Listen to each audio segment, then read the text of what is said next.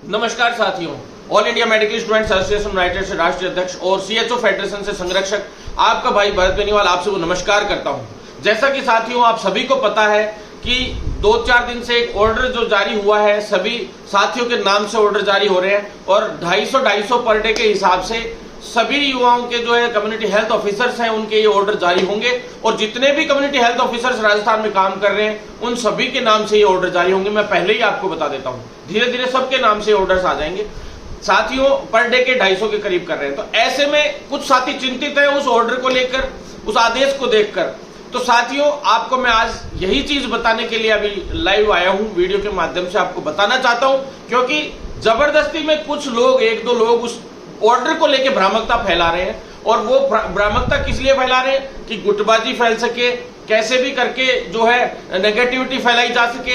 तो मैं आपको आज जो रूल के बारे में बताऊंगा, मैं आपसे लेकिन इसके बदले में एक चीज और चाहता हूं साथियों, क्योंकि मैंने ऐसा कोई सप्ताह नहीं छोड़ा जिस सप्ताह में मैंने आप लोगों के लिए आंदोलन नहीं किया। और आप देख लेना जितने साथी लोग मेरे साथ जाते हैं उस आंदोलन के अंदर, उसमें कितने सीएचओ आप निकाल के देख लेना, एक बार फोटोज जूम करके देख लेना, 4 से 5 साथियों के अलावा अगर है तो। और ऐसा कोई सप्ताह गया हो जिस सप्ताह में मैं चिकित्सा मंत्री से नहीं मिला हो, एनएचएम एमडीपीडी से नहीं मिला हो, हेल्थ सेक्रेटरी से नहीं मिला हो, या उच्च अधिकारियों से नहीं मिला हो, या केंद्रीय चिकित्सा मंत्री से नहीं मिला हो, या मुख्यमंत्री जी से नहीं मिला हो। ऐसा कोई समय गया हो इस 1 साल के दौरान, ऐसा कोई समय गया हो जब मैंने आंदोलन की रूपरेखा नहीं तैयार की हो, ट्रेनिंग फंड के लिए घेराव नहीं किया हो, यहाँ पे आप बताइए इंसेंटिव के लिए यहाँ नहीं मिले हो सभी अधिकारियों से, या कोई भी संबंधित सिस्टम के लिए साइकिल यात्रा लेकर नहीं गए हो, कौन सी जगह संघर्ष नहीं किया साथियों, किस डिस्ट्रिक्ट में जाके जिन डिस्ट्रिक्ट वालों ने मुझे बुलाया मैं वहां पहुंच गया और वहां घेराव किया गया। और आपको पता है अभी रोज घेराव शुरू हो गए। हमने एक ही पोस्ट डाली थी कि भी आप अपने अपने जिलों में इस तरह के घेराव कीजिए, और वो प्रक्रिया सवाई माधोपुर और अलवर वाले साथियों ने जो स्टार्टअप किया वो बहुत अच्छा स्टार्टअप था। रेगुलर हर डिस्ट्रिक्ट में इंसेंटिव को लेकर जो है घेराव होने लग गए। साथियों इंसेंटिव एक बड़ा मुद्दा था। आप बताइए न्यूज़पेपर में इतनी बड़ी खबरें आती हैं, कभी आती है किसी और किसी उनके हिसाब से, कर्मचारियों के हिसाब से, विभाग के हिसाब से? साथियों क्यों आती है? क्योंकि अपन लोग भागदौड़ करते हैं। कुछ पत्रकार साथी हैं जो हमारा इतना ध्यान रखते हैं, वो भी हमारे लिए इतना अच्छे से जो है खबर लगाते हैं। आप बताइए किसकी खबर लगती है इतनी बड़ी? आधा पेज भरा हुआ आता है, वो भी पूरे राजस्थान लेवल का। ऐसे ही लग जाती है क्या वो खबरें? वो इसलिए लगती है क्योंकि अपन सभी लोग भागदौड़ करते हैं, प्रयास करते हैं, उसी का नतीजा है साथियों। और हमेशा खबर, आपको पता है कि सीएचओ से संबंधित इतनी बड़ी खबर आती है, अदर कर्मचारी कैडर्स के लिए इतनी बड़ी बड़ी खबर नहीं आती है। क्या इंसेंटिव और लोगों को नहीं मिलता? क्या अदर इश्यूज और लोगों के नहीं आते? बच्चों के इश्यूज तक आते हैं, सब तरीके के इश्यूज आते हैं, सैलरी इश्यूज आते हैं। और आप अदर स्टेट्स को देखेंगे कंपैरिजन करके तो राजस्थान आज आप कहते हो ना उस स्टेट में एक आध पॉजिटिव चीज कोई एक आध स्टेट की निकाल लाते हो, जैसे बिहार की। तो बिहार में भी भुवनेश्वर वगैरह वो साथी लोग आज से 2 साल पहले जब वहां बिहार में 3 साल पहले काम करते थे तब से वो एक्टिव थे, और वहां से छोड़ के सारे राजस्थान वाले साथी वापस राजस्थान में आ जाया करते थे। तो उन साथियों को मैंने बोला था कि आप लोग एक अभियान चलाइए, ये कहिए कि यहाँ पे सीएचओ टिकना नहीं चाहते बिहार में, और इनको सैलरी का इशू है, सैलरी कम मिलती है इसलिए ये लोग नहीं रहते। जबकि वो छोड़ के किसी और कारण से, यानी राजस्थान में सिलेक्शन हो गया या एम्स में सिलेक्शन हो गया, इस वजह से वो लोग छोड़ के जाते थे। तो ऐसे में मैंने ही वो पैटर्न उस टाइम हम लोगों ने चलवाया था, और उस पैटर्न का नतीजा था कि उनकी सैलरी बढ़ी। 32 + 8,000 का सिस्टम सबसे पहले राजस्थान में और पूरे इंडिया में मैंने शुरू किया था। आप देख लीजिए सबसे पुराना वीडियो किसका है, और किसी को भी नहीं पता था कि इस तरह का पैटर्न चालू भी होना चाहिए पिछले सेशन में। और सभी डिस्ट्रिक्ट अपने तो क्या उस वक्त पोस्टिंग हुई थी ताजा, तो अपन इस तरह के अभियान चला नहीं सकते थे। अब अदर स्टेट्स में 3-3, 4-4, 5-5 बैचेस की पोस्टिंग हो चुकी है सीएचओस की। साथियों आप सोचिए पहला बैच है हमारा, और उस बैच में इतना बड़ा काम हो रहा है। 7810 में से चलो 7200-7300 सीएचओ आज की तारीख में जो है पोस्टिंग में है। एक साथ में इतना बड़ा बैच करवा के लाए, 5 महीने में पूरी भर्ती करवा के लाए। साथियों आज मैं उस पत्र के बारे में तो बताऊंगा, लेकिन मैं आपको यह भी बताऊंगा कि एक साथी का जो कमेंट था, मेरे को किसी साथी ने पढ़वाया, कैसे कह रहे हैं कि भरत बेनीवाल लीडर नहीं अब नेता बन गया है। अरे साथियों भरत बेनीवाल अगर नेता बन जाता तो नेता तो दुनिया में एक ही है, सुभाष चंद्र बोस। मैं तो उसी को नेता मानता हूं, और दूसरे को मैं मानता ही नहीं हूं नेता। दूसरी बात मैं आपको बता देता हूं, लीडर जो है लीड करता है, नेतृत्व करता है, अधिकारों के लिए लड़ता है। और ये शब्द मैं नहीं चलाया था और मैं अपने शब्दों पे हमेशा कायम हूं और हमेशा कायम रहूंगा। लेकिन साथियों, मुझे दुख होता है जब ऐसे लोग, 2 कौड़ी के लोग जिनको कुछ नहीं आता, क्या पता तो वो पेपर लीक करके आए, क्या पता तो वो फर्जीवाड़े से भर्ती में लगे हैं। 2-3 लोग हैं ऐसे जो केवल और केवल गलत उल्टी गंगा बहाते हैं, उल्टे चीजें लिख के डालते ताकि आपके दिमाग में भ्रामकता पैदा हो, आप लोग चिंता में आ जाते हो। अरे साथियों, क्या आप लोग पढ़ लिख के नहीं आए? आप इतनी मजबूती से आगे बढ़ रहे हो, एक सीएचओ लेवल के लोग हो। क्या आप लोगों को यह नहीं पता कि कॉन्ट्रेक्चुअल सर्विस रूल्स का 2022 का मतलब ही यही है कि आपको अपनी पोस्ट पे नियमित कर दिया गया है 2022 का जो रूल्स है उसके अकॉर्डिंग। पॉइंट नंबर 10 में साफ लिखा हुआ है, पॉइंट नंबर 11 में साफ लिखा हुआ है कि जो साथी लोग हैं, जितने भी सीएचओ है, चाहे वो पूरे राजस्थान के कितने भी कॉन्ट्रैक्चुअल सर्विसेज के अंडर में आने वाले लोग हों, जो कॉन्ट्रैक्ट पे लगे हुए हों, उनको 60 साल तक कोई माइका लाल नहीं हटा सकता। साथियों, ये रूल बन चुका है। तो आपको कोई व्यक्ति ये कहता है कि इस रूल में साफ साफ ये लिखा हुआ कि 5 साल बाद टर्मिनेशन का, तो वो टर्मिनेशन वर्ड कभी एक बार उसकी हिंदी भी करके देख लेना और कॉन्ट्रैक्चुअल सर्विस रूल भी खोल के देख लेना। कॉन्ट्रैक्चुअल सर्विस रूल में साफ साफ लिखा हुआ है कि 5 साल बाद इसका एक्सटेंशन हो जाएगा। और जो टर्मिनेशन वर्ड है वो किस चीज के लिए किया गया है? वो इसलिए किया गया है कि जो अवधि है 5 साल का, आपसे बॉन्ड पेपर भरवाया गया है, तो 5 साल बाद जो आपका अनुबंध हुआ है सरकार से, यानी एग्रीमेंट हुआ है 5 साल तक का, उस एग्रीमेंट का टर्मिनेशन का मतलब होता है समापन या समाप्ति। तो उसकी समाप्ति हो जाएगी, न कि आपकी नौकरी की समाप्ति हो जाएगी। साथियों, जॉब टर्मिनेशन नहीं लिखा हुआ उसमें, और जॉब टर्मिनेशन की भी लिखी हुई होती है संविदा वालों की। तो एकमात्र सीएचओ ऐसा कैडर है राजस्थान में जिसकी 5 साल तक की लिखी हुई है, और 5 साल तक लगा हुआ कर्मचारी आज तक किसी सरकार में नहीं हटा है। और अदर जो कैडर्स है, जैसे यूटीबी पे नर्सेज को लेते हैं या अदर कहीं भी लेते हैं, उनको 1 साल या 6 माह के लिए लिया जाता है और उनका अनुबंध होता है, उसका टर्मिनेशन 1 साल का होता है और उनकी जॉब का टर्मिनेशन बकायदा लिखा रहता है लेटर में, लेकिन उनको एक्सटेंड करते जाते हैं। आज तक एक संविदा कर्मी राजस्थान में नहीं हटा है, एक संविदा कर्मी। ठेका कर्मी नहीं हटे तो संविदा कर्मी कहां से हट जाएंगे? कोई गलती से हटे भी तो वापस उनको दोबारा ज्वाइनिंग दे दी गई, एक्सटेंशन करवा के, छोटा मोटा आंदोलन हुआ भी हो कोई गलती से कहीं पे, तो ऐसा होता है। तो साथियों, बिल्कुल चिंतित होने की आवश्यकता है ही नहीं आपको इसमें, क्योंकि ये तो आप कॉन्ट्रैक्चुअल सर्विस रूल्स के अंडर में आ गए, यानी 60 साल तक आपको कोई हटा ही नहीं सकता है। और उस 5 साल के बाद ऑटोमेटिक आप लोगों का एक्सटेंशन होगा। बार बार अनुबंध होते हैं, फिर 3 साल का हुआ, फिर 2 साल का हुआ, ऐसे होते जाएंगे अनुबंध। और फिर 9 साल पूरी होने के बाद तो साफ इसमें लिखा हुआ है 9, 18, 27 के रेशियो के हिसाब से कॉन्ट्रैक्चुअल सर्विस रूल एक बार पढ़ लेना, आपको समझ में आ जाएगा। आपको ये जो एनएचएम है इसके अकॉर्डिंग नहीं चलना, ये एनएचएम की गाइडलाइन के अकॉर्डिंग जो है थोड़ा सा वो डालना पड़ गया इनको पॉइंट, बाकी रियल में इनको कॉन्ट्रैक्चुअल सर्विस रूल 2022 के अंडर में ही आपको लेके चलना है। और वो हमारे साथ नहीं, पंचायत विभाग, शिक्षा विभाग, अदर जितने भी विभाग हैं, जल संसाधन विभाग, चाहे किसी भी विभाग में कॉन्ट्रैक्चुअल सर्विस पे लगे हुए लोग हों, उन सभी के लिए वो समान नियम है साथियों, आप अकेले के लिए नहीं है। और ये तो गनीमत मानिए कि राजस्थान में सीएचओ परमानेंट यानी नियमित तो हो चुका है साथियों, हो चुका है। आप कभी नहीं हट सकते हो, कोई भी माइका लाल अब आपको नहीं हटा सकता जब ये कॉन्ट्रैक्ट सर्विस रूल 2022 के अंडर में आ जाओगे। तो साथियों, ये चीज मेरे समझाने की नहीं है, खुद के समझने की चीजें आप लोगों की, लेकिन उसके लिए आपको कॉन्ट्रैक्चुअल सर्विस रूल्स भी पढ़ने होंगे 2022। एक बार आप उनको खोल के देखना, क्या क्या आपके लिए अच्छा है, क्या क्या बुरा। एक दो तो ऐसे वो पढ़ ही नहीं पाएंगे, क्योंकि पता नहीं वो उनको क्या फर्जीवाड़ा कर करके आए, हर कुछ भ्रामकता फैलाते हैं, उनको क्या इंग्लिश पढ़नी नहीं आती होगी, मैं ये और मानता हूं कुछ एक को। तो ऐसे में साथियों वही लोग भ्रामकता फैलाएंगे जिनको कुछ भी नहीं पता होगा। दूसरी चीज आपको मैं बता दूं, उसमें भी देखिए कमियां सभी चीजों में आती हैं। आप देखिए कोई भी बिल आया आज तक, चाहे कितना भी बड़ा बिल आया हो, उसमें कमियां जरूर आई हैं, बाद में उनमें संशोधन भी होते हैं और उस संशोधन के लिए आंदोलन भी चल रहा है, रोज प्रयास भी चल रहे हैं। क्या क्या संशोधन होने चाहिए, सीएचओ के अकॉर्डिंग क्या क्या संशोधन होने चाहिए, वो मैं आपको बता देता हूं साथियों। ये होना चाहिए कि 18,900 के हिसाब से रखा, तो इसमें कई लोग कह रहे हैं कि भाई हमारा तो सैलरी कम हो जाएगी, हमारा तो ये हो जाएगा। साथियों, कई लोगों ने उस वक्त कहा था कि हमारी तो 18,900 ही सैलरी कर दी और हमारे साथ तो विश्वासघात हो गया। मैंने कहा था जो लगे हुए हैं उनका 1 रुपया भी कम नहीं होगा, और हुआ ना। आप बताइए हुआ क्या? किसी का पैसा 18,900 प्लस 6100 पारिश्रमिक लिखा हुआ आ गया ना। तब भी लोगों ने ये कहा था ना कि नहीं होगा, हमारे तो पैसे कम कर दिए, बहुत लोगों ने भ्रामकताएं फैलाई थी ना, लेकिन हो गया ना 25,000 वो का वो। और 25,000 पे इंक्रीमेंट कैसे लगेगा?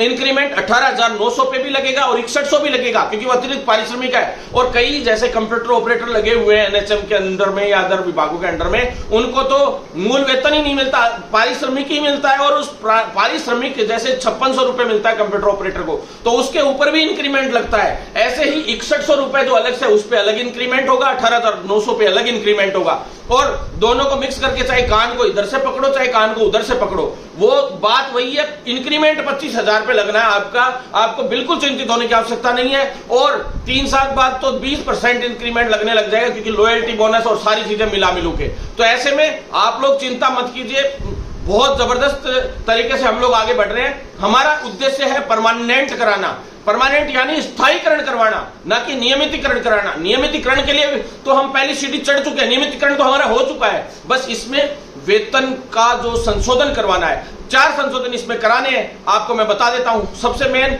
वेतन का संशोधन 18,900 की बजाय अपन को जो 22,500-23,000 के हिसाब से जो आना था जिस ग्रेड पे में, यानी 4800 पे ग्रेड पे के हिसाब से हम लोगों को इसमें होना है। और वो भी केंद्र सरकार का जो लेटर आया था रेगुलराइजेशन वाला, उस लेटर में नर्सिंग ऑफिसर वर्ड यूज कर दिया गया था कि इक्विवेलेंट इनको रेगुलराइज किया जा सकता है। तो ऐसे में साथियों उन्होंने इस तरीके से राजस्थान सरकार ने उस पर पत्र चला दिया, जो फाइल चला दी, लेकिन अब हम उसमें संशोधन करवा रहे हैं, वापस केंद्र सरकार से भी मैं लिखवा के ला रहा हूं।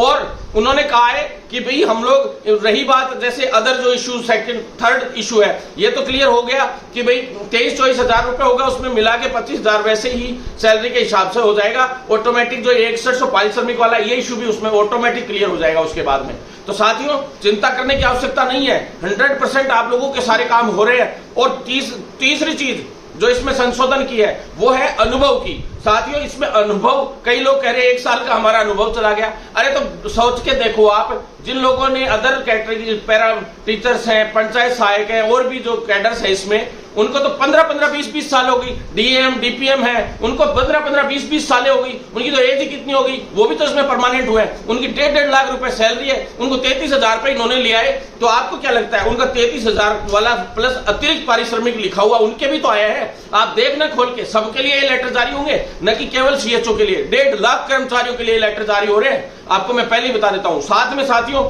जो ये कह रहे हैं ना, अनुभव किसी का कम नहीं होगा। मुख्यमंत्री जी ने खुद के लेटर पैड पे डाल रखा है, आप खोल के देख लेना ट्वीट, किसी का अनुभव कम नहीं किया जाएगा। लोगों ने तो ये भी कहा था कि भाई इसमें रूल में आने के बाद हमारे साथ 18,900 सैलरी नहीं हुई ना, है ना 25,000 वैसे अनुभव का भी आप देख लीजिएगा, पूरा क्लियर होगा। अब ये भड़काने वाले तो हमेशा आपको भड़काते रहे हैं, और शुरू से मैं तो उसी तरह से संघर्ष करता रहा हूं, और आंदोलन हम कर ही रहे हैं, क्योंकि ये 3 जो संशोधन करवाने इनके लिए तो हमें आंदोलन करने पड़ेंगे, और आंदोलन हम करके रहेंगे। 25 तारीख को सामूहिक जो जितने भी संविदा संघ हैं पूरे राजस्थान के, उन सभी ने मिलकर, अभी मैंने फोटो डाली थी परसों, प्रेस कॉन्फ्रेंस की गई थी। उस प्रेस कॉन्फ्रेंस में हम सब ने इकट्ठे होके और एक मंच पे आके, क्योंकि मेरे सीएचओ के लिए मुझे कहीं भी जाना पड़ेगा, मैं जाऊंगा और मेरे अधिकार लेकर आऊंगा। हमेशा जीता है, सबसे पहले राजस्थान में सीएचओ एक तरीके से परमानेंट हुआ है। सब जगह पे रूल्स बने, हरियाणा वाले भी, वो भी अभी तक धरातल पे इंप्लीमेंट नहीं हो पाए, आप पता कर लेना वहां पे। और साथियों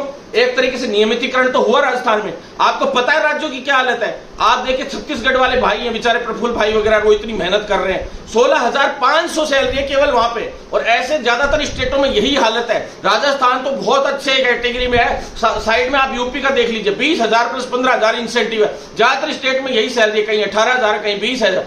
लेकिन राजस्थान में क्या है, हम लोग आगे से आगे सब कुछ करते जाते हैं, जो तभी 1-2 लोगों को दिक्कत होती है कि यार ये क्यों कर रहे हैं, क्योंकि ये होने नहीं देना चाहते परमानेंट। इनको जवाब देना जब तक नहीं सीखोगे तब तक तुम लोग इसी तरह से रोते रहोगे, मैं आज आपको कह रहा हूं। और ना ही ये लोग तुम्हें परमानेंट होने देंगे, ना ही तुम्हारा स्थायीकरण होने देंगे। किससे डरते हो तुम इनको जवाब देने से डरते हो। क्या है ये, 2 मिनट में नौकरी उड़ा दूं मैं, क्योंकि इनकी गलतियां इतनी रहती हैं, इतनी नेगेटिव चीजें डालते हैं डिपार्टमेंट से रिलेटेड, और कितनी भ्रामकता फैलाते हैं। साइबर क्राइम में 1 मुकदमा दर्ज होते हैं, इनकी नौकरी तुरंत जेब में इस्तीफा डाल के ले जाना, तुम्हारा रेजिग्नेशन लेटर ले जाना, 2 मिनट लगती है। ऐसे में मैं साथियों आपसे ये कहना चाहता हूं कि ऐसे लोगों से मत डरा करो, कुछ नहीं है, ये बेवकूफ बनाते हैं आप लोगों को। और दूसरी, तीसरी, चौथी चीज ये है कि इस लेटर में बार बार जो कुछ एक छोटे मोटे इश्यूज और बच गए, जिनके अंदर आप लोगों को यह लगता है कि भाई परमानेंट 9-18-27 वाला 9 साल बाद परमानेंट नहीं होना, हम 6-12-18-24 इस तरह से जो रूल होगा उस तरीके से हम करवाना चाहते हैं। हमें 9 साल बाद नहीं, 5 या 6 साल बाद ही परमानेंट का चाहिए, तो हम उसी के लिए प्रयास रहता है। मैं तो 5, 10, 15, 20 और 25 के हिसाब से करवाना चाहता हूं और 60 साल तक की नौकरी के हिसाब से करवाना चाहता हूं। यह तो है केवल कॉन्ट्रेक्चुअल सर्विस रूल्स के संशोधन। इसके दूसरे पैरेलल में हम एक आंदोलन और चला रहे, वो हमारे स्थायीकरण का आंदोलन है हरियाणा की तर्ज पे साथियों। दो आंदोलन, एक तरीके से 25 तारीख को तो कॉन्ट्रैक्चुअल सर्विस रूल 2022 वाला जो संशोधन वाला है, दूसरा इसी के पैरेलल में हम दूसरा काम भी करना शुरू कर दिया, जिसमें कैडर निर्माण की फाइल अगले वीक से शुरू होने वाली है। आपको क्लियर कह देता हूं, और मैंने लिख के भी डाला था, कैडर निर्माण होते ही 4800 ग्रेड पे का अपन हरियाणा की तर्ज पे पूरी फाइल चलवाएंगे और हरियाणा की तर्ज पे हम लोग स्थायीकरण करवाकर दिखाएंगे फिक्स 5 साल बाद का। वो केवल और केवल वो सीएचओ के लिए अलग से चलेगी। तो सीएचओ की पर्सनल जो मांगे हैं उनको लेकर हम अलग आंदोलन चला ही रहे हैं। मैंने पैदल यात्रा शुरू कर दी कल से। उसमें साथ देने की बजाय कुछ लोग जानबूझ के रोकने की कोशिश कर रहे हैं। ऐसा कोई सप्ताह नहीं गया, चाहे कोई भी मांग उठाओ उसके साथ सीएचओ की मांग जरूर उठती है साथियों। बता दो आप लोग नहीं उठी हो तो। और सीएचओ पेपर लीक हुआ, उसमें सभी साथियों को मैंने कहा था कि साथ दीजिए। आप देखिए साथियों, क्यों? क्योंकि आपके जो जूनियर आएंगे, क्या आप चाहते हो वो ऐसे फर्जी लोग आए जो आगे चल के इसी तरह की फर्जी नेतागिरियां करते फिरे? वो लोग एचडब्ल्यूसी, आज पता है आप राजस्थान का कितनी बैक में जा रहे, आज तक ब्रांडिंग तक नहीं हो पाई। जो एचडब्ल्यूसी है उनकी ब्रांडिंग का मतलब समझते हो आप लोग? जो फ्रंट के फोटो जो मैंने 5 बताए थे, वो फोटोज डाल के और कैसे ब्रांडिंग की जाती है साथियों। कई लोग कहते हैं शुरू में कमियां निकालने की कोशिश करते हैं। मैं आपको बता दूं सबसे पहले क्या कमी निकाली गई। बोले 2310 भर्तियां हैं, इनकी विज्ञप्ति जारी नहीं हो रही। 2310 भर्तियों की विज्ञप्ति जारी कराई कोरोना में, भाग भाग के आंदोलन करके। तो फिर बोले इनके तो फॉर्म ही नहीं खुलेंगे। फिर आंदोलन किया, फिर फॉर्म खुलवाए तो बोले कि भाई ये 2500 की वैकेंसी 2310 ही कर दी, कम कर दिए पद। हम गए दिल्ली तक, गए यहां आंदोलन किया कोरोना में। वो भी जब बाहर कोई नहीं निकलता था केस दर्ज होता था 188 में तुरंत कि कोई बाहर निकलेगा तो केस दर्ज होगा। ऐसे में जाके फॉर्म खुलवाए, फिर फॉर्मों में दिक्कत आई, साइटें हैंग चली, किसी का फॉर्म आधा भरा जाता था, किसी का पूरा भरा जाता था। फिर उनमें दोबारा से एक्सटेंड करवाई डेट, फिर दोबारा आंदोलन करके उसमें करेक्शन की डेट बढ़वाई, सब कुछ काम करवा रहे थे। उसके बाद जो है बहुत सारे लोगों ने फॉर्म लगाने शुरू कर दिए, ऑफलाइन फॉर्म। कोर्ट से 6800 पिटीशंस दायर हुई, जिसमें एमबीबीएस आ गए, बीडीएस वाले साथी आ गए, फार्मेसी वाले आ गए, नेचुरोपैथी वाले आ गए, फिजियोथेरेपी वाले आ गए, बी फार्मा वाले आ गए, सभी साथी लोग आ गए उसमें फिर उनका निस्तारण करवाया, क्योंकि 1-2 स्टेटों में तो वैलिड भी कर दिया कहीं उनको कोर्ट से। तो साथियों वो कैसे जैसे करके, क्योंकि वो उसकी वजह से पूरी भर्ती अटक जाती, मुझे पता है, कोर्ट में जाने के बाद भर्ती अटक जाती है, आपको सबको पता है। फिर आंदोलन किया, वो निस्तारण करवाए बैठ के, फेस टू फेस 40,000 से ऊपर युवाओं से मैं मिला। इस 70 से 80,000 90,000 युवाओं ने फार्म भरा, उसमें से 40,000 युवाओं से अब तक मैं 50,000 युवाओं से फेस टू फेस, अब तक नहीं, भर्ती की प्रक्रिया के दौरान में मिल लिया। क्योंकि सबके कोई ना कोई, कभी किसी का कोई दिक्कत, किसी का किसी में फॉर्म भरा गया, किसी का किसी में फॉर्म भरा गया, सब तरह की कंफ्यूजन। फिर आंदोलन किया, परीक्षा तिथि डलवाई, फिर पोस्टपोन्ड हो गई, फिर दिमाग खराब हो गया, क्योंकि पहले 2 साल पहले जब भर्ती हुई थी उस वक्त भी वो भर्ती परीक्षा रद्द हो गई थी, फिर दिमाग खराब हो गया। तो ऐसे में फिर आंदोलन किया, फिर उसकी डेट 1 महीने बाद की डेट डलवाई, कैसे जैसे करके भर्ती परीक्षा करवाई। फिर आंदोलन किया तो वो भर्ती परीक्षा के बाद सीधा सभी को पता है कि उसका परिणाम जारी करवाने के लिए आंदोलन किया। साथियों कितने इश्यूज आए, कभी डिलीट क्वेश्चन का, कभी कैसा इशू, कभी हिंदी में पेपर आ गया, कभी कह रहे पेपर आउट हो गया। तो ऐसे में सभी तरह की समस्याओं का सामना करना पड़ा। फिर इसके ऊपर बहुत सारे साए मंडराए, लेकिन फिर भी आंदोलन करके इस भर्ती को पूरा करवाने के लिए रिजल्ट जारी करवाया। फिर डीवी के लिए आंदोलन किया। आपको पता है शहीद स्मारक 4 दिन लगातार धरने पे बैठे रहे जब रिजल्ट इसका जारी हुआ था दुगुने कैंडिडेट्स का। उसके बाद इसके डीवी के लिए आंदोलन किया, डीवी करवाया। डीवी में ओबीसी, एमबीसी, एससी, एसटी और सारे जो सर्टिफिकेट्स वाले, ईडब्ल्यूएस सर्टिफिकेट वाले साथियों की दिक्कत आ गई समय सीमा का, क्योंकि कोविड में लोग सर्टिफिकेट नहीं बनवा पाए, फिक्स टाइम पीरियड के हिसाब से इनकी कंडीशंस रख दी गई। ऐसे में उसके लिए आंदोलन किया। फिर आंदोलन करते ही लोगों ने क्या कहा, नहीं होगा। पहले क्या बोले, फॉर्म भी नहीं खोलेंगे, ये तो राजस्थान है, भरत बेनीवाल झूठ बोल रहा है। बाद में बोले कि भाई ये नहीं होगा, परीक्षा हो ही नहीं सकती राजस्थान में, क्योंकि भरत बेनीवाल झूठ बोल रहा है। फिर मैंने आंदोलन किया हर तरीके से, फिर अंतिम परिणाम जारी करवाया इस भर्ती का, अंतिम परिणाम जारी करवाया। तब लोगों ने कहा आ ही नहीं सकता, इसमें तो पेपर लीक हो गया, इसमें वो हो गया, ये हो गया। साथियों जबकि इसमें इतनी बड़ी कोई इश्यू उस टाइम, क्योंकि सबूत ही नहीं थे पेपर लीक से जुड़े हुए या कुछ ऐसे भी, तो उस वक्त इस तरह का इश्यू भी नहीं आया। तो साथियों ऐसे में अपन ने अंतिम परिणाम जारी करवाया। अंतिम परिणाम जारी करवाते ही आप देख लीजिए, फिर ज्वाइनिंग नियुक्ति के लिए आंदोलन किया। लगातार हम लोग वहां बैठे रहते थे, स्वास्थ्य भवन सारे साथी लोगों ने लगातार धरना किया और फिर ज्वाइनिंग हुई। ज्वाइनिंग के में भी दिक्कत आ गई। 7,900 में आप लोगों को ज्वाइन करवा लिया गया। मुझे बहुत दुख हुआ। फिर आंदोलन किया, बोले 1 साल के लिए इसी पे काम करना पड़ेगा।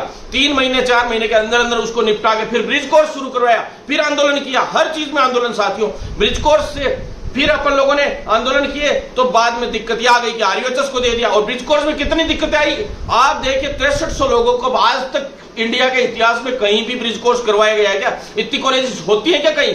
साथियों, पूरे के पूरे राजस्थान में एकमात्र राज्य ऐसा था जहां विदाउट सीसीएच तो इतनी भर्तियां करवा लाए और फिर 5500 भर्तियां इसमें जुड़वाई। सबसे बड़ा अहम जो आपको पता है कि भी अगर 2310 भर्तियां होती तो उसमें से 1800-1900 लोगों का नंबर आता, क्योंकि बाकी एम्स वाले साथी भी आते तो छोड़ के भी चले जाते और एम्स में लग जाते और वो सीटें खाली जाती, फिर वेटिंग निकलवाते फिरते अब तक अपन। और 1700-1800 सीएचओ की ही पोस्टिंग हो पाती।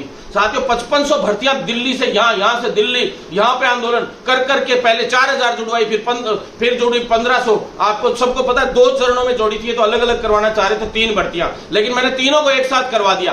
तो क्या मेरी गलती थी? भरत बेनीवाल की गलती थी ये कि भाई 7810 भर्तियां भरत बेनीवाल करवा लाया। आप लोगों में से क्या आपको इतना सा भी मन नहीं करता कि आपके माता पिता आपके लिए इतना करते हैं तो आपका बड़ा भाई भी इतना करता है, तो उसके खिलाफ कोई चूं भी बोले तो क्या आपका जवाब बनने का फर्ज नहीं बनता? आपके माता पिता के खिलाफ कोई बोलता है या बड़े भाई के खिलाफ कोई बोलता है थोड़ा सा भी, तो क्या आपका ये वो नहीं बनता कि भी आप उनको जवाब दो?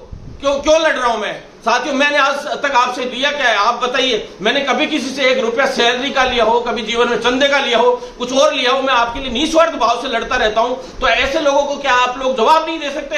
अगर नहीं दे सकते तो आप खुद सोचिए, क्योंकि उन लोगों की तो कोई एहसान है नहीं, क्योंकि वो लोग तो अगर ऑब्जेक्टिव टाइप नहीं करवा के लाता मैं आंदोलन करवा के फिर आरयूएचएस से, तो शायद आज वो लोग दिखते भी नहीं। कभी कभी तो ऐसा लगता है कि इन लोगों को लेटर ही पढ़ने नहीं आते, कुछ 1-2 लोगों को तो कम से कम उन लोगों को ऐसे सब्जेक्टिव होता तो ही पता चलता, क्योंकि आरयूएचएस का आज तक 20% से ऊपर कभी पास नहीं हुए। ऑब्जेक्टिव करवा दिया, इस वजह से फायदा हो गया और आज वो लोग नौकरियों में सभी साथी लोग हैं। मैं तो एक भी कोशिश करके एक भी युवा को मैंने बाहर नहीं होने दिया। अदर स्टेट्स में देखो आप क्या हालत हुई है लोगों की, ब्रिज कोर्स के दौरान कितने लोग फेल हो जाते हैं। साथियों, इग्नू में ऑब्जेक्टिव था, उसके अकॉर्डिंग हमने सारे काम करवाए कि भी यहां भी ऑब्जेक्टिव हो आरयूएचएस में। साथियों, उसके बाद आप देख लीजिए अंत में कि भाई सारे के सारे काम करवा के अंत में ज्वाइनिंग लिंक खुलवाने से लेके ज्वाइनिंग तक का सारा काम हम लोगों ने करवाया। और फिर इन शुरू से लेके अब तक ऐसा कोई सप्ताह या महीना नहीं गया जिसमें इंसेंटिव का मुद्दा नहीं उठा हो कहीं। और सब स्टेट्स में सैलरी तक के इश्यूज चल रहे हैं। इंसेंटिव तो चलो देखो सभी स्टेट्स में कहीं तो 3-3 महीने में मिलता है, कहीं 6-6 महीने में मिलता है और कहीं 1-1 साल में मिलता है। ज्यादातर स्टेट्स में 1 साल में पूरा एक साथ में मिलता है। तो ऐसे में इंसेंटिव क्या है? भ्रष्टाचार का इश्यू है साथियों। वो स्थानीय जैसे जिला स्तर पे, ब्लॉक स्तर पे, इन पे जो है कुछ चेन सिस्टम बना हुआ ऊपर तक, और उनका क्या है भ्रष्टाचार का सिस्टम रहता है। वो बार बार जानबूझ के इंसेंटिव को, जब पूरे इंसेंटिव का पीबीआई का ऑर्डर जारी करवा लिया था तो भी इन सब ने मिलके उस ऑर्डर को वापस चैलेंज करवा दिया एनएचएम एमडी साहब के पास कि भाई ऐसे कैसे कर दिया आपने, ऐसे क्यों कर दिया, पूरा कैसे दे सकते हैं इनको जब इन्होंने काम ही नहीं किया, ये नहीं किया, वो नहीं किया। आप देखिए क्यों? क्योंकि आपकी खुद की कमी, आप लोग उनको हैंडल नहीं कर पाए साथियों। कुछ साथियों की राजनीतिक गुटबाजी और ये सब चीजों की वजह से। साथियों, हर चीज थोड़ी बहुत भी अगर इस सीएचओ में डिले हुई है तो उसका रीजन सिर्फ और सिर्फ ये 2-4 लोग रहते हैं, जो कुछ एक साथी, एक आध साथी तो सीसीएच वाला है, जो साथी ये नहीं सोच सकता कि आज सीसीएच वालों की जो नौकरी है, जो सीसीएच कंप्लीट वाले थे, उसमें सबसे बड़ा अहम योगदान मेरा रहा था। जब शुरू में सीसीएच कंप्लीट वाले जो बाहर नौकरियां करते थे, एमपी, यूपी, बिहार या कहीं भी नौकरी करते थे, उन लोगों ने जब राजस्थान में अप्लाई किया था तो उनके पास रजिस्ट्रेशन नंबर नहीं था, सिर्फ अप्लाई का ही था। और राजस्थान की भर्तियों में यह नियम है कि जिसके पास रजिस्ट्रेशन नहीं है उसको वैलिड नहीं माना जाता। उसके बावजूद मैंने वैलिड करवाया, जबकि और जिनके 40 और 35 का रूल है राजस्थान में कि भी जिसके 35 नंबर SC/ST में और ओबीसी में 40, जनरल में 40, इस तरह से नंबर नहीं आएंगे तब तक उनका चयन नहीं होगा। उसके बावजूद चाहे पीएच कैटेगरी हो, चाहे कोई भी कैटेगरी हो, सबका चयन हुआ कम से उससे भी कम प्रतिशत में। वो रूल ही मैंने लागू नहीं होने दिया ताकि जितने साथी लोग हैं उनको मेरिटोरियस के हिसाब से उनको मिले और अधिकार दिलवाया उन लोगों को। आज भी कंप्यूटर अनुदेशक और सभी भर्तियों में ये 35-40 वाले रूल की वजह से कितने लोग बाहर हो गए। आप देखना कितने साथी लोग बाहर हुए। ऐसे में सबसे ज्यादा नुकसान इसको टीएसपी का वालों को, एसटीएससी वालों को, सभी साथियों को बहुत बड़ा नुकसान हुआ इस चीज का, पीएच वालों को, विडो कोटे की सीट्स को वालों को। तो ऐसे में सभी के लिए जिसके 35-40 नंबर नहीं आए, चाहे वो किसी भी कोटे का हो, उसका चयन नहीं मान्य किया जाता, उसको बाहर कर दिया जाता है भर्ती से। आपको पता है इस रूल का? नहीं भी पता होगा। साथ में साथियों समय सीमा वाला, सर्टिफिकेट वाला, ये सारे इश्यूज कोर्टों में अटक रहे थे बुरी तरह से। कोर्ट में चला गया था ओबीसी वाला, ये प्रमाण पत्र वाला इशू। फिर इसको मैंने तुरंत नरेश ठकराल जी से बैठ के सारा समाधान करवा के, आंदोलन करके इसका समाधान करवा दिया। जो अच्छा हुआ कि कोर्ट में भर्ती नहीं अटकी और 5 साल में होने वाली भर्तियां केवल 5 मंथ में कंप्लीट करवा के छोड़ी। क्या भरत बेनीवाल की ये गलती थी? आप लोग क्या साथ नहीं दे सकते इस चीजों में? और रही बात आंदोलन की, तो आंदोलन भरत बेनीवाल आंदोलन के लिए जाना जाता है। राजस्थान में जो अधिकारी हैं, जो मंत्री हैं, जो सीएम तक है, सभी लोग इसीलिए थर्राते हैं नाम से, काम इसीलिए करते हैं कि हमेशा से हम सच्चाई से लड़ते आए और उनको पता है कि हम क्या कर सकते हैं। कभी जो ये लोग करते हैं ना कि कभी डिस्ट्रिक्टों में 2 बार भी घेराव किया है क्या? 1 बार भी कभी घेराव किया हुआ याद आ रहा है क्या? छोटा मोटा कोई ये खाना ऐसे दे दिया, वैसे दे दिया, इसके लिए चूचा पार्टी कर ली होगी, इससे ज्यादा कभी नहीं की। और जो मैंने आज तक जो बोल दिया, करके दिखा दिया, उसका आपने ये कह दिया हो कि हमने भी इसके लिए ज्ञापन दिया। बाकी खुद स्वयं क्या किया है करके दिखाओ, मैं मान जाऊंगा। आप लोग नेगेटिविटी फैलाने की कोशिश करते हो, दूसरे लोगों से फैलवाने की कोशिश करते हो, युवाओं को भ्रमित करते हो। मैंने किसी भी युवा को ये नहीं कहा कि आप लोग अलग चले जाओ, सब आप लोग आइए एकजुट होके। अभी तक भी मैंने सोचा कि भी सबको एक साथ लेके चलने की बात थी, लेकिन जब ऐसी एक्टिविटी सामने आती है तो 10-20 लोग मिलकर एक संगठन बना भी लेंगे तो मुझे कोई फर्क नहीं पड़ता साथियों। और भरत बेनीवाल लड़ेगा और 100% स्थायीकरण करवा के लाएगा, ये चैलेंज देकर कह रहा है, क्योंकि मैं ऐसे लोगों पर ध्यान भी नहीं देता। ऐसे में साथियों ज्यादा से ज्यादा साथ देना, और मैं आप सभी से इतना कहना चाहता हूं कि भाई ज्यादा से ज्यादा वीडियो शेयर कर देना, हर एक साथी तक पहुंचा देना, क्योंकि अदर स्टेट से भी बहुत फोन आते हैं। सभी स्टेट्स वाले साथियों कहते हैं हम भी चाहते हैं कि राजस्थान की तरह सीएचओ का पॉजिटिव हो। 1 साल हुआ है साथियों, ये वीडियो पूरा जरूर सुन लेना सारे। 1 साल हुआ है और अदर स्टेट्स में 5-5 साल हो गए, 4-4 साल हो गए सीएचओ को। 1 साल में इतना डेवलपमेंट सीएचओ का हुआ है। स्थानीय जो समस्याएं हैं उनको लेकर सारी समस्याओं हमने समाधान किया है। अब अगले मुद्दे यही रहेंगे कि जो होम टाउन है वो दिलाया जाए। छत्तीसगढ़ में आपको पता है 5 महिलाओं के साथ बलात्कार और मर्डर जैसी घटनाएं हो गई बेचारों की, इसलिए वो आंदोलन कर रहे थे। राजस्थान में एक भी युवा ऐसा नहीं छोड़ा जिसको मैंने होम टाउन नहीं दिलवाने की कोशिश करी हो, 10% युवाओं को छोड़कर, क्योंकि उनकी मेरिट बहुत ज्यादा डाउन थी। और उनको भी मैं विश्वास दिला रहा हूं, इस चुनाव से पहले उनको होम टाउन में लेकर आऊंगा और नए जो HWCs डेवलप हो रहे हैं अगली भर्तियों के लिए वो भी करवाऊंगा। और 3 से 4 हजार की भर्ती ये होने के बाद, 3500 की भर्ती होने के बाद एक भर्ती और लेके आऊंगा, ये मैं आपसे प्रॉमिस कर रहा हूं। 14,000 15,000 पद भर के दिखाऊंगा राजस्थान में, ये प्रॉमिस कर रहा हूं। लेकिन साथ देंगे तो सब कुछ होगा, और यही भ्रामकता वालों को जवाब भी नहीं देंगे तो मेरा भी मन डिमोरलाइज होता है, मेरा भी मनोबल टूटता है कि यार साथ तो देते नहीं है, तो इससे अच्छा फिर क्यों इतनी मेहनत करें। साथियों मेरा सपना था कि कम्युनिटी हेल्थ ऑफिसर जब वर्ड लेके आए थे, दवा लिखने का अधिकार लेके आए थे, तो सपना था कि एक स्थायी पद ऐसा होना चाहिए एज ए जूनियर डॉक्टर का, नर्सेज के लिए, जिसको मैं पूरा करके रहूंगा। आप लोगों का साथ रहेगा तो 100% हम जीतेंगे। और अकेला ही लड़ता आया हूं, लेकिन मुझे विश्वास है कि अब मेरे सारे साथी जिस दिन मैं आप जयपुर बुलाऊंगा उस दिन आएंगे।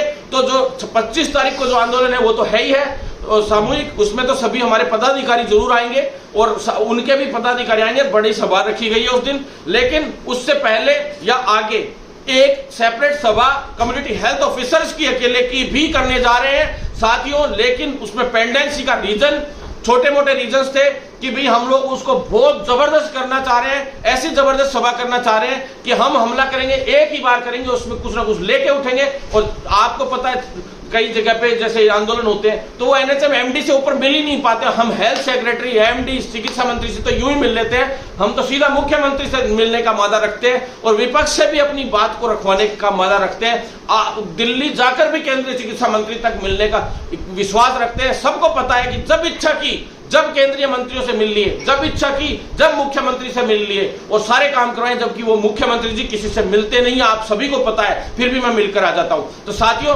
साथ बनाए रखोगे तो 100% सारे काम होंगे। आपकी सैलरी में कहीं कोई कमी नहीं आने वाली। 25,000 की 25,000 पड़ी है और आगे भी जल्द ही संशोधन होगा। और 32 प्लस 8,000 नहीं, 35 प्लस 5,000 नहीं, प्रयास यही रहेगा कि 40,000 जब तक परमानेंट नहीं हो जाते तब तक 40,000 पूरा का पूरा आप लोगों को मिले।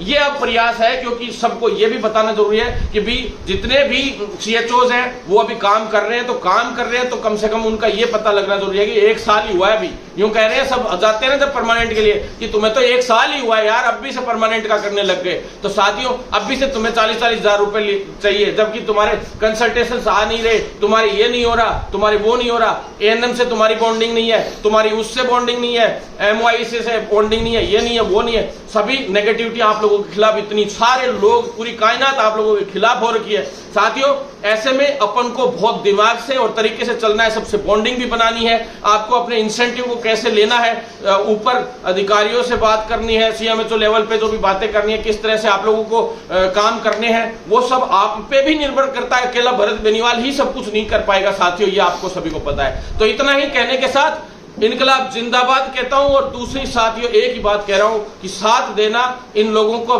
तुम लोग जब तक सबक नहीं सिखाओगे ऐसे लोगों के, ये लोग इसी तरह से आप लोगों को भ्रमित करते रहेंगे और आप टेंशन में सोओगे नहीं। 2-2, 3-3 दिन तक, 4-4 दिन तक आप लोगों की नेगेटिविटी आप फैलती रहेंगी। तो ऐसे में सभी साथियों से इतना ही कहूंगा कि सत्यमेव जयते, लड़ेंगे और जीतेंगे।